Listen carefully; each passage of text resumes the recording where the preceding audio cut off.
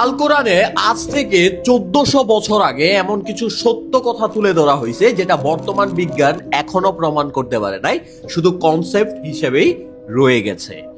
বলছিলাম time table বা সময় যাত্রার কথা। অনেকে আমাকে জিজ্ঞেস করেন ভাই কোরআনের সাথে এক্সপ্লেন করে একটু বলেন যে টাইম টেবল কি আসলেই পসিবল কি না।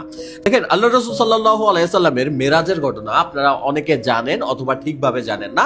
সেই ঘটনাটা উল্লেখ করার আগে আপনাদেরকে টাইম টেবল আদৌ পসিবল কিনা সেটা সম্পর্কে বিজ্ঞান কি বলে সেই জিনিসটা আপনাদেরকে একটু বুঝাই।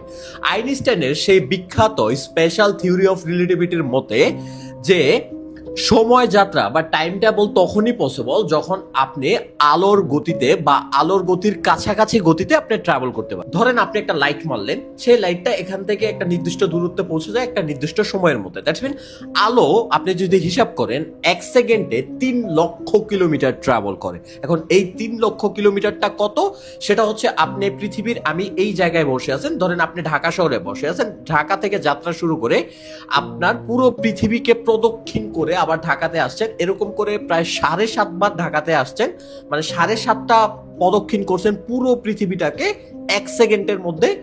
আলো 1 সেকেন্ডে ঠিক ততটুক দূরত্ব অতিক্রম করে।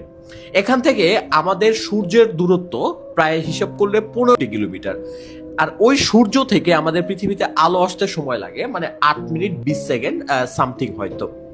এখন আমাদের সূর্যের কাছাকাছি আরেকটা হচ্ছে সূর্য আছে যেটাকে আমরা তারা বলি, যেটার নাম হচ্ছে প্রক্সিমা সেন্টাইউরি।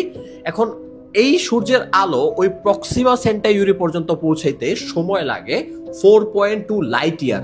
তার মানে আলো 1 বছরে যতটুক দূরত্ব অতিক্রম করে সেটাকে বলা হয় 1 লাইট ইয়ার।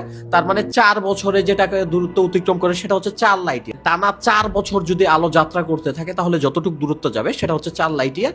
এই 4 লাইট ইয়ার সময় লাগে প্রক্সিমা সেন্টাইউরি পর্যন্ত পৌঁছাইতে। এরপরে বিভিন্ন জিনিস আছে সেটা সম্পর্কে আপনাদেরকে বললাম না।